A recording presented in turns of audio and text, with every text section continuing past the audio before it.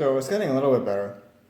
I turned the motor speed up to 6. So before it was at the 0 setting for, they labeled it as darkness, and it goes from 0 to 25, but the pointer stops at 16, so I'm not quite sure what the rest of this will. There's a hard stop on the slider at 15. So I just turned it up to 6, and that seems to give a nice darkness to all the letters. Additionally, I adjusted the positioning of the basket here. So you can see these pieces right here. This is a little rubber piece, and then down here there's another one, and those are supposed to be bumpers so that when the basket goes up and down for shift, it hits on those. But of course these are all dried out and probably shrank a little bit. So I adjusted this a little bit so that the basket is positioned a little bit higher, which helped in getting keys like F that were missing before and T that was only hitting the top of it. It helped them get a little bit more evenly in the correct position instead of just getting the top of the letter printed. So that helped. Y is still a little messed up, so maybe I need to adjust this a little bit more, but definitely like F shows up just fine now, T shows up just fine, so that's all okay. As far as the rubber drum, I'm not quite sure what the solution is yet. What I've done so far is I've tried using Scotch-Brite, I've tried sanding it, I've tried using lacquer thinner. I rubbed some WD-40 on it to see if that would soften up the rubber a little bit, and I cleaned that off with lacquer thinner. So as you can see, it is getting somewhat better. Like I was able to type this entire sentence without any issues, but it seems that like after if you type multiple sentences, then it starts failing again, especially on space, shift, and carriage return are the ones that fail earliest. The rest of the keys so far seem fine. I think backspace is messed up once or twice, but so I think I'm gonna play around with this a little bit more. I think other than that, everything seems to work okay. This lever right here is your line space, and you can have 1 space, 2, or I guess that's 3 or 4, I'm not sure. I have it set on 1. This thing back here is the pattern release, so you can slide the paper in and out. And then this right here, and it has another one on the other side, or the carriage release, so you push that to release the carriage. So I don't think there's that much left to do on here. I did clean the keyboard, but as I expected, it didn't really make much difference because the actual keys are worn so hard. You can see there's basically no ink at all left on the N key. Same with the I and the O. It's all just worn off. So the only thing that really could be done there would be just to replace the keys, because you can't really paint it back on because the keys are worn so hard that the indent, you can see the indent where the ink would go is almost worn completely flat with the rest of the keys. So see like on the M key there's still an indent left, so you could actually refill that indent with ink to make it say M again in the white ink, but like on N and I, the indents are almost completely worn off. So this machine was definitely used hard, and the only issue seems to be that rubber thing is hard, which all rubber gets hard after this length of time. Yeah, nothing else besides that seems to be worn out in any way, just cosmetic issues, but if you can fix the rubber thing, this will type just fine despite all the years of use that it's seen. So I think I'm going to play around with this a little bit more and see if I can't find a more permanent solution for the rubber thing, but we're definitely making progress. So back here on the back of the machine, these are the tab stops. So, you watch if I push the tab set button, let's see that plunger pushes in and taps this forward, and then, let's see past it.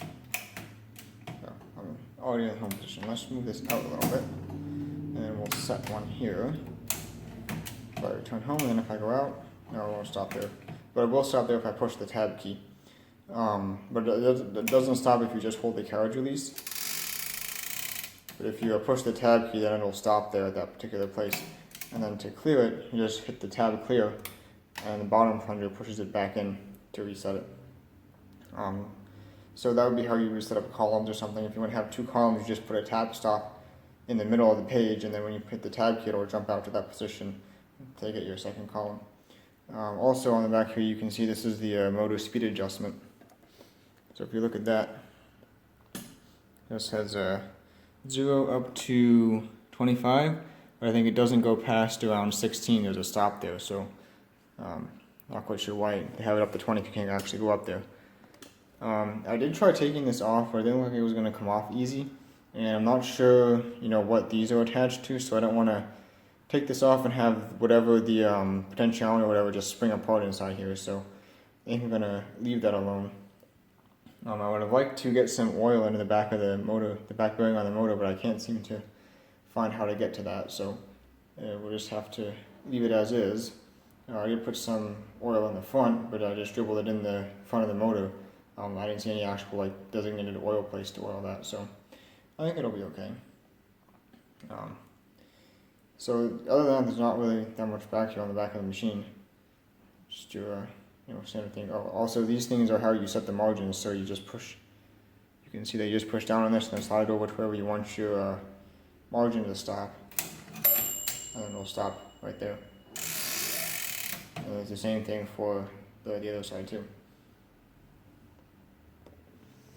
So as far as the cover that goes on, if you look underneath, there's two springs, one here and one here, and just like a little coily type thing. So what you want to do with those is there's two pins, one right here and one right there, and you want to get those springs behind those pins, and then once you do that, this will be pulled backwards, and then you can see these latches right here latched on these little nubs right here.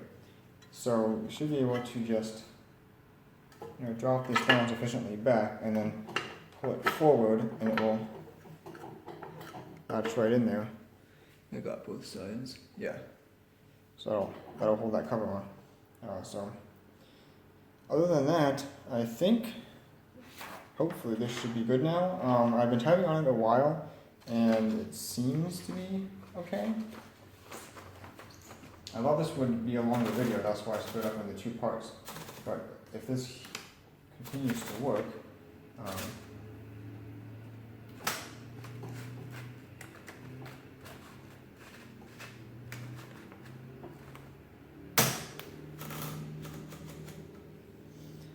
so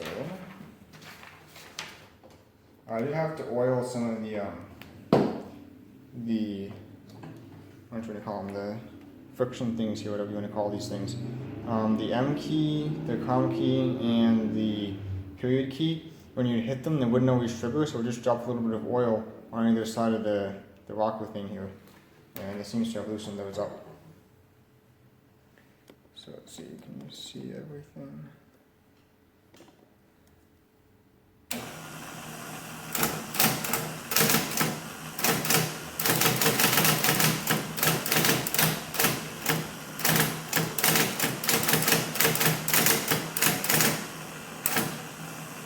Period doesn't always hit right sometimes. Backspace. See if I turn the speed up a little bit.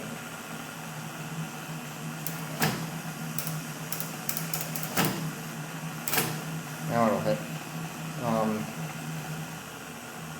Other than that though, all the other keys seem to be okay. I think, backspace maybe, it's kind of sticky. I'm not quite sure what's up with that. But the rest of the typing keys seem to be okay, so let me turn this off. You can show you card return too, also works.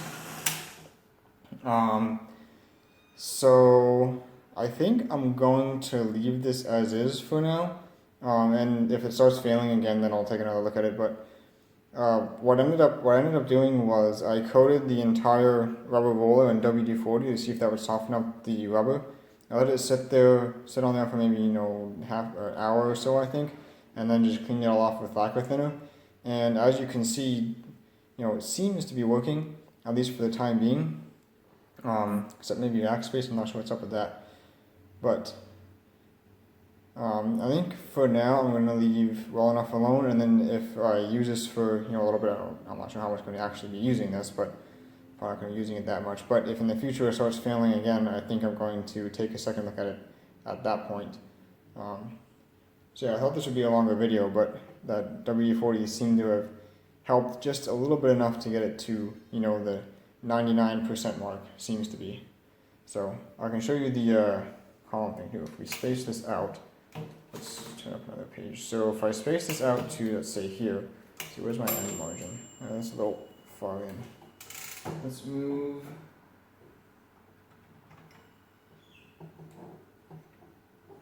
Move the end margin out. And yeah, that'll be fine. So we have our start margin here and our end margin there. Yeah, they're not even, but I don't really care. So if I set a tab set here,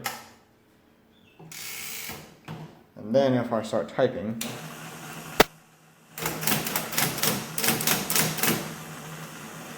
that was a mistake. Oh well. This is column 1. There is no 1 key, you just have to use I or L.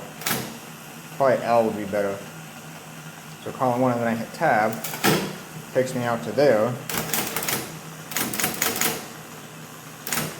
Now I'm in column 2. If I return, it goes all the way back. So you can see how that works. I have column 1 and column 2.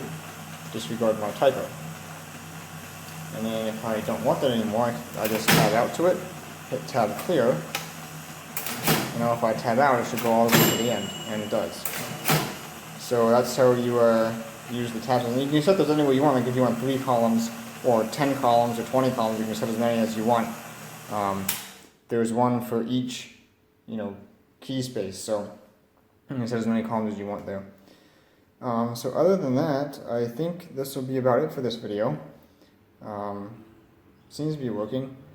Stencil in and out, that's all that does is if you have a stencil in there, it will not use the ribbon. I never actually used a stencil myself, but I think the point of them is like when you type, it'll actually punch through the stencil, and then you can use that stencil to make copies of whatever you typed on there. So you wouldn't want to use ink for that because you're actually punching through the top layer, I think. I'm not sure about that, but margin release, that's just if you want to go past your margin. So say you type all the way out here, you can't go any further. I think you pull this or push this. I'm not quite sure how that works.